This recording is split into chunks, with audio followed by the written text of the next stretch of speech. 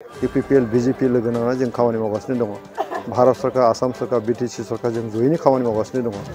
गतिके बेबायदि थासारियाव आरो गुबुन मोनसे अपोजिशन थाबावगोन होननानै आं सानाखै। 12 तारिखआव जितु नटिफिकेशन जागोन, एप्रिलनि 12 तारिखआव नटिफिकेशन जागोन आरो जोङो हयथ' बैसागुनि सानसे साननि उनावनो जोङो होगोन। बे जों बेखौ सानलायनानै दङ, खिन्थु डेटखौ जों लाथ'वाखै। फैगौ लकसभा बिसायख'थिनि थाखाय जोंनि एनडिएनि बिजाथि जयन्त बसुमतारीनि जे साखाफारा बेयो बिराद मोजाङै जागासिनो दङ आरो फ्राय हाबाफारिया जोंना जोब्बायानो, खालि जोङो बिसायख'थि दिनखौ जोङो नेदों। रायजो राजाफोरनि जि मुड बे खोब मोजां आरो आं मिजिंथिदों आरो जोङो एसे गोरायैनो बुंनो हायो जे जयन्त बसुमतारीया बिराद बुरजा मोनसे भट लानानै जोङो देरहानो हागोन। आं दिनै बे सिजौगुरि प्राइमारिनि सिङाव फैदों, जोंनि दलीय कर्मकर्ताफोरजों जोंनि मावथिफोरजों सावरायनो फैदों जे भटखौ बोरै होनांगौ, जों माबोरै खामानि मावलायनांगौ, जास्ट जोंनि दलीय मोनसे हाबाफारि लानानै फैदों। बेवहाय रायजो राजाफोरनि जि रिपर्ट जे नैबे सिजौगुरि प्राइमारिनि सिङावहाय 3000 भट दङ, बेवहाय जोङो दिनैसिमाव 90% जोंनि UPPL सापर्टार दङ आरो जोंनि गभर्नमेन्टखौ मदद होदों। बेबायदि थासारिया आङो जेरावबो गिदिंनानै नुबाय, खोब मोजां थासारि आरो जों देरहासार जागोन। दा बेवहाय बिरोधि हिसाबैथ' बेवहाय गोख्रोंखौनो जों नुला। दिनै BPF आगोलाव दंमोन, BPFनि अबस्थाया आगोलनि बायदि नंला। दिनै BPFनि साफ्रोमबो नेता कर्मीफ्रा फारि फारि गुगानानै UPPL दलाव हाबबाय थादों, सोरबा BJP दलाव थांबाय थादों।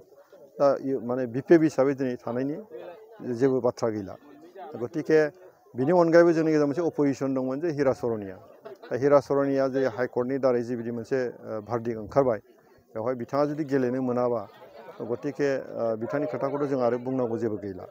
खिन्थु मोनसे खोथा जे जोंनि गेजेराव बर' अबर'खौ लानानै जोंनि गेजेराव सन्देह जाबाय थायो।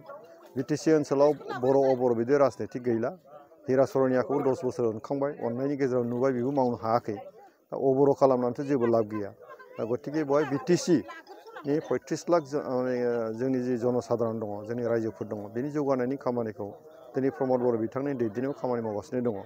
UPPL, BJP लोगो नांना जों खामानि मावगासिनो दङ। भारत सरकार, आसाम सरकार, BTC सरकार जों जयैनो खामानि मावगासिनो दङ। गतिके बेबायदि थासारियाव आरो गुबुन मोनसे अपोजिशन थाबावगोन होननानै आं सानाखै। दिनै जोंनि आइ आफाफोरनो जिबायदि जन कल्याण मोनसे आसनि होदों, न' होनायनिफ्राय लानानै, रेशन कार्ड होनायनिफ्राय लानानै, आयुष्मान कार्ड होनायनिफ्राय लानानै, अरुनदय होनायनिफ्राय लानानै, उजाला गेस होदों दिनैहाय। आरो बे गासैबो जे मोनसे न'खरा जेरैबायदि जौगानांगौ, बेनि थाखाय मोनसे सापर्टिं सरकारनिफ्राय जेरैबायदि होदों, बेवहाय न'खरफ्रा गोजोननाय दङ। गतिके दिनै गोजोन थासारि फैबाय, जौगानाय लुबैदों आरो दिनै प्रमद बर' बिथांनि दैदेननायाव BTC सरकार सोलिगासिनो दङ। बे गासै बाथ्राफोरखौ जोंनि BTC ओनसोलनि आइ आफा रायजोफ्रा बुजिनानै दङ। गतिके UPPLनि बिजाथि जोंनि जयन्त बसुमतारीया बिराद आरामै जों देरहालांगोन। 12 तारिखआव जितु नटिफिकेशन जागोन, एप्रिलनि 12 तारिखआव नटिफिकेशन जागोन आरो जोङो हयथ' बैसागुनि सानसे साननि उनावनो जोङो होगोन। बे जों बेखौ सानलायनानै दङ, खिन्थु डेटखौ जों लाथ'वाखै। नोंथांमोना गावबा गावनि गथ'खौ सासे राफोद गेलेगिरि खालामनो गोसो दं नामा? रायजोआरि, हादरारि, हादर गेजेर थाखोसिम गेलेगिरि खालामनो गोसो दंब्ला नोंथाङा गोबाव दा खालामसै। सासे राफोद रोंखा-राखा गेलेगिरि खालामनो थाखाय नोंथाङा जानजि खाफ्रादो आरो मुं थिसनहैदो।